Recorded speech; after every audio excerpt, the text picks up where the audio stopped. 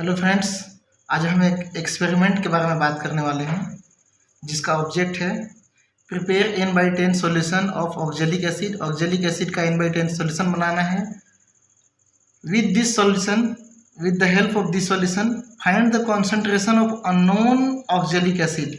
मतलब आपको एक नॉन ऑक्जेलिक एसिड बनाना है जो n/10 होगा।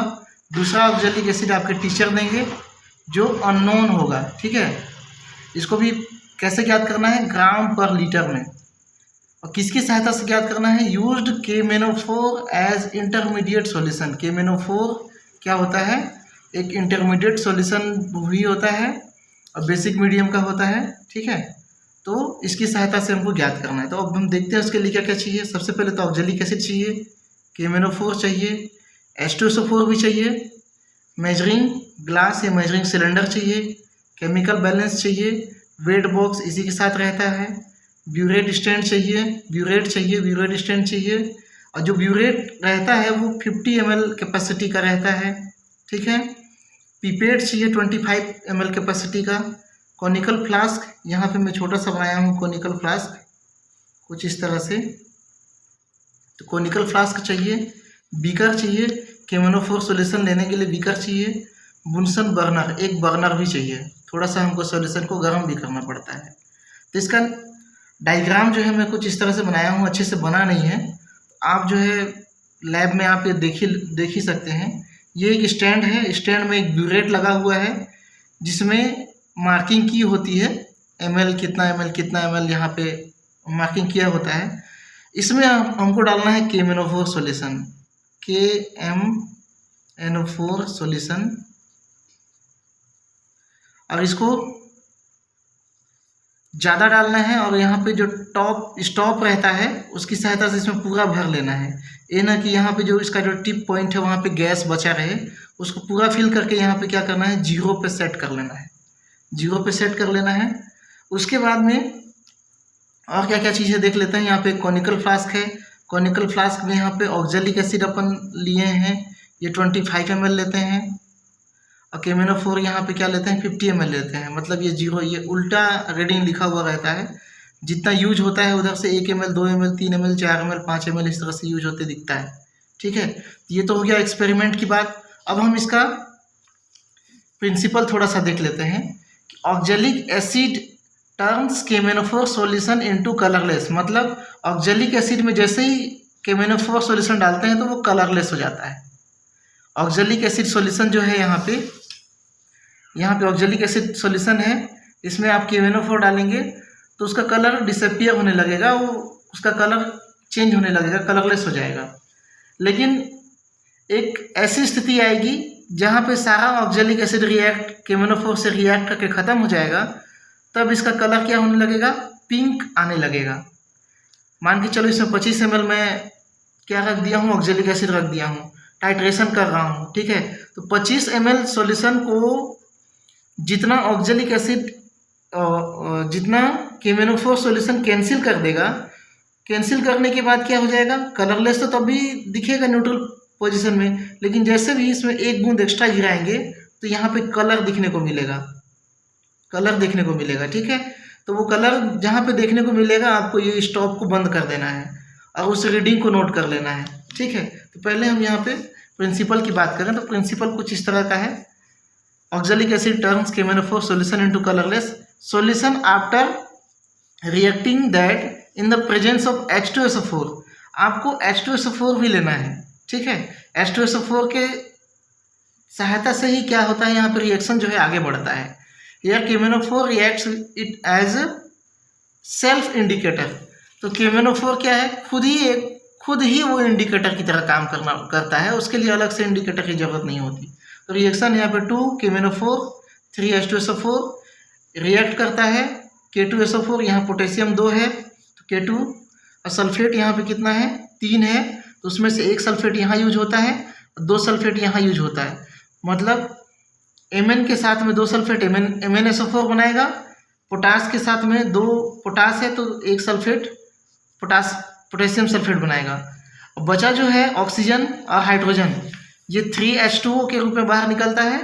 और यहाँ पे 5 जो है नवजात ऑक्सीजन जनरेट होता है। यही नवजात ऑक्सीजन क्या करते हैं, यहाँ पे इसको रिड्यूस करते हैं। मतलब ये एक रिडक्शन रिएक्शन है। ये जो प्रैक्टिकल है वो क्या है, एक रिडक्शन रिएक्शन है। ऑक्सीजन क्या करते हैं, यहाँ पे ऑक्जेलिक एसिड को रिड्यूस करके कार्बन डाइऑक्साइड प्रोड्यूस करते हैं। यही इसका मेन मोटिव है समझने का कि ये एक रिडक्शन रिएक्शन है, अपचयन अभिक्रिया है और रेडॉक्स रिएक्शन का एग्जाम्पल है। ठीक है, ऑक्जेलिक एसिड को ये जो नवजात 5 इंस्टेंट बने हुए जो 5 ऑक्सीजन हैं वो क्या करते हैं, यहाँ पे ऐड हो जाते हैं। और चूँकि 5 और 5 हाइड्रोजन कितना हो गए, 10H। तो ये क्या हो गया, हाइड्रोजन 5H2 हो गया, 5H2O ऑक्सीजन। अब बचा क्या, कार्बन डाइऑक्साइड। एक मॉलिक्यूल में कितना निकल रहा है, 2। तो यहाँ पे क्या हो जाएगा, 10 कार्बन डाइऑक्साइड निकल जाएगा। इसका कंप्लीट रिएक्शन यहाँ पे मैं लिख दिया हूँ, आप स्क्रीन में देख सकते हैं। प्रोसीजर क्या होता है, clean the burette and filled with K M N O four solution. सबसे पहले हमको क्या करना है, ब्यूरेट को क्लीन करना है। ठीक है, इस ब्यूरेट को क्लीन करना है। अब उसमें क्या डालना है, केमेनोफोर सॉल्यूशन डालना है। केमेनोफोर सॉल्यूशन जो होगा आपको टीचर देंगे कितना बनाया हुआ है। इसका आपको नॉर्मलिटी ज्ञात करना है। सबसे पहले आपको नहीं पता केमेनोफोर की नॉर्मलिटी क्या है, लेकिन आप जो ऑक्जेलिक एसिड बनाते हो N/10, इसकी नॉर्मलिटी मालूम है कि इसकी नॉर्मलिटी क्या है, N/10। ठीक है, put off solution oxalic acid N/10 में यहाँ लिख भी दिया हूँ, विथ नॉन नॉर्मलिटी। मतलब नॉर्मलिटी हमको मालूम है, N/10 है। इन कॉनिकल फ्लास्क, एक कॉनिकल फ्लास्क में आपको क्या लेना है कि ऑक्जेलिक एसिड लेना है। कितना लेना है, with the help of pipette 25 ml। आप एक फ्लास्क में 25 ml N/10 solution oxalic acid का लेते हैं। ठीक है, इसको टाइट्रेट करना है। Titrate this solution with K M N O four. ये जो केमेनोफोर सॉल्यूशन है इसका नॉर्मलिटी हमको नहीं पता, उसी को हमको ज्ञात करना है, उसी को हमको जानना है। And note the concert reading of burette when the colour at the end point is light pink, या फिर केमेनोफोर का कलर ही बैगनी कलर का होता है। तो ज़्यादा यदि गिर जाता है तो वो बैगनी कलर आपको देखने को मिलेगा, लेकिन आप सावधानी से उसको टाइट्रेट कीजिए ताकि लाइट पिंक आपको देखने को मिले। ठीक है, तो यहाँ पे हम टाइट्रेशन कर लिए, 1 2 3 बार टाइट्रेशन किए।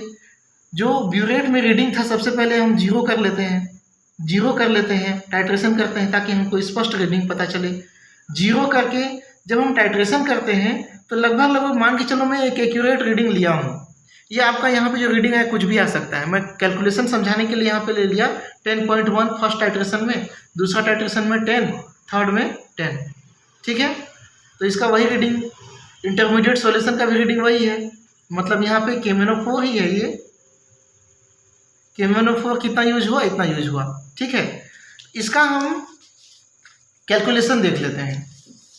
यहाँ पे आपको ध्यान देना पड़ेगा कि हमारा जो केमेनोफोर सॉल्यूशन है वो कितना आया है, 10 ml यूज हुआ है। ठीक है, तो यहाँ पे एक फार्मूला होता है N1 V1 N2 V2। N1 क्या होता है, normality of oxalic acid. V1 क्या होगा, वॉल्यूम ऑफ ऑक्जेलिक एसिड। तो वॉल्यूम ऑफ ऑक्जेलिक एसिड हम यहाँ पे क्या लिए हैं, ये ऑक्जेलिक एसिड था, ऑक्जेलिक एसिड 25 ml। ठीक है, तो वॉल्यूम ऑफ ऑक्जेलिक एसिड मैं यहाँ लिख दिया हूँ 25 ml। नॉर्मलिटी कितना था ऑक्जेलिक एसिड का, N/10 हम बनाए थे, खुद से बनाए थे। ठीक है, कैसे बनाना है ये भी मैं लास्ट में बता दूंगा कि कितना ग्राम लेना है, क्या करना है। ठीक है, या फिर मैं एक स्क्रीनशॉट भेज दूंगा मैं। N2 जो है, या फिर टीचर बताएंगे आपको, आपके टीचर बताएंगे। ठीक है, अच्छा होगा टीचर बताएंगे। N2 क्या है, नॉर्मलिटी ऑफ केमेनोफोर, जिसको हमको ज्ञात करना है। देखिए हमको केमेनोफोर की नॉर्मलिटी नहीं मालूम, केमेनोफोर का नॉर्मलिटी हमको नहीं मालूम। पहले केमेनोफोर की नॉर्मलिटी निकालते हैं, उसके बाद जो सेकेंड वाला जो ऑक्जेलिक एसिड है वो भी अननोन है, उसको हम केमेनोफोर की सहायता से उसका कॉन्सेंट्रेशन नॉर्मलिटी निकाल लेते हैं। ठीक है, तो नॉर्मलिटी हमको नहीं मालूम केमेनोफोर का।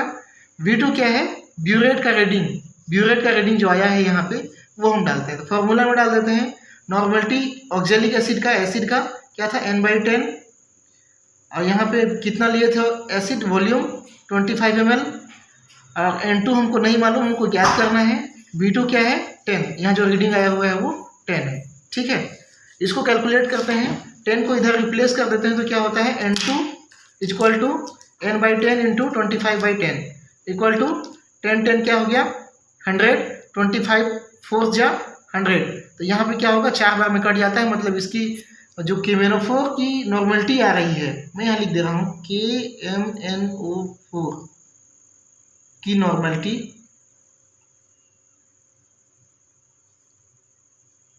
कितना आ रही है n/4। ठीक है, अब नेक्स्ट प्रोसीजर हमारे पास सेकेंड सॉल्यूशन भी है ऑक्जेलिक एसिड का, जिसका नॉर्मलिटी हमको नहीं ज्ञात, हमको पता नहीं है। ठीक है, हमारा उद्देश्य ही था, हमारा प्रिंसिपल ही था कि अज्ञात ऑक्जेलिक एसिड का नॉर्मलिटी ज्ञात करना। तो सेम प्रोसीजर यहाँ भी है, KMnO4 लेंगे, clear the pipette and pipette out unknown oxalic acid. अब यहाँ पे क्या करना है, आपको अननोन ऑक्जेलिक एसिड को 25 ml लेना है, 25 ml लेना है कोनिकल फ्लास्क में, and add 5 ml distil dilute H2SO4। वही प्रोसीजर है। ऑक्जेलिक एसिड वहाँ पे पहले वाले में क्या था, ज्ञात वाला था, n/10 वाला था। अब हमको नहीं मालूम इसका नॉर्मलिटी क्या है, हम इसको देखेंगे कि इसकी नॉर्मलिटी कितनी होती है। ठीक है, तो उसको 25 ml लेना है कोनिकल फ्लास्क में, 5 ml डिस्टिल H2SO4 लेना है, इसको भी गर्म करना है। H2SO4 लेने के बाद क्या करना है, गर्म करना है। ठीक है, उसके बाद में क्या करना है, टाइट्रेट विथ KMnO4। अब जो KMnO4 है जो हम यहाँ पे यूज़ कर रहे थे, वो KMnO4 की नॉर्मलिटी हमको मालूम है, n/4 उसकी नॉर्मलिटी है। आपका कुछ भी आ सकता है, आपका जो रीडिंग आएगा उसके अनुसार उसकी नॉर्मलिटी आएगी, 4 पॉइंट समथिंग आ सकता है या कुछ ऐसे ही आ सकता है। तो टाइट्रेट विथ KMnO4 ये क्या है, अब मैं यहाँ पे ब्रैकेट में लिख दिया हूँ नॉन, हमें पता है इसकी normality, and note the reading. फिर से मैं वही टाइट्रेशन करता हूँ, किससे, टाइट्रेशन वाला जो प्रोसीजर था अपना,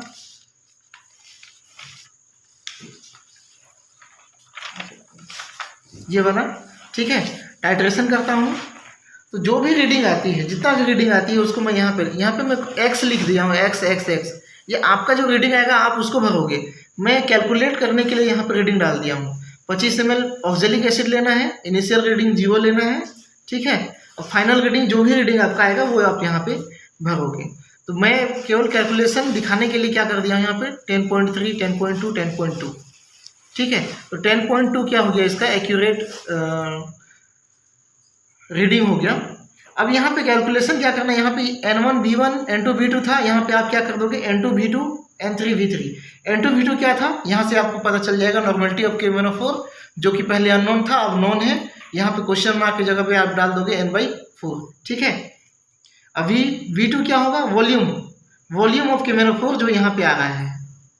ठीक है, वॉल्यूम ऑफ KMnO4 ये क्या था, फाइनल रीडिंग जो आ रहा है KMnO4 का, वो आप यहाँ पे डालोगे।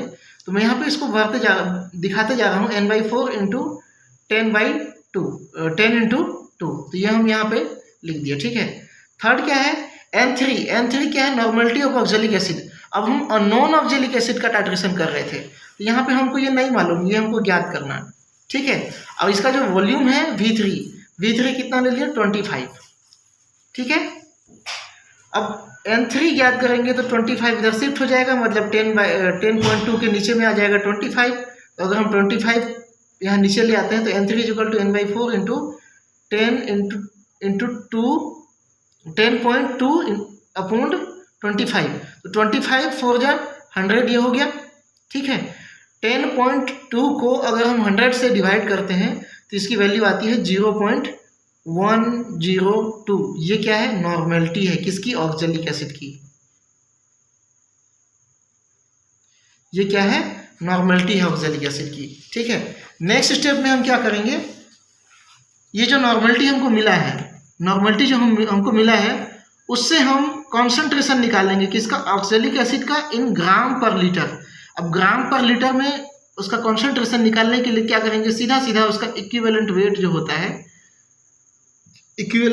होता है, उससे हम इसको मल्टीप्लाई कर देंगे। तो ये हमारी नॉर्मलिटी है, और इसका इक्विवेलेंट वेट कितना होता है 63 होता है। आपको याद रखना पड़ेगा, ऑक्जेलिक एसिड का जो इक्विवेलेंट वेट होता है वो क्या होता है 63 होता है, और ये मल्टीप्लाई करने पे क्या आता है 6.426 ग्राम पर लीटर। ठीक है, ऑक्जेलिक एसिड का इक्विवेलेंट वेट कितना है 63 है। यहाँ से आप n/10 का EnV/1000 वाला फॉर्मूला से आप क्या कर सकते हैं, जो नॉन जो ऑक्जेलिक एसिड है उसको आप बनाएंगे। कैसे बनाएंगे, इसका इक्विवेलेंट वेट कितना है 63 इंटू नॉर्मलिटी आपको कितना बनाना था पहले वाले ऑक्जेलिक एसिड के लिए n/10। ठीक है, आप 1 लीटर ही बना लीजिए, आप 1 लीटर ही बना लीजिए। फॉर्मूला में भी 1000 है, 1000 और 1000 कट गया, 0 यहाँ पे आ गया तो क्या हो गया 6.3। तो क्या करेंगे, कुछ स्टूडेंट मिल के आप 1 लीटर ही बना लेना। अगर 500 ml बनाते हैं तो आपको यहाँ पे 500 ml लेना पड़ेगा, अब अपॉन 2 हो जाएगा, उसके बाद डिवाइड करना पड़ेगा। आप मोबाइल से कैलकुलेट कर सकते हैं। ठीक है, तो इतना 6.3 ग्राम लेना है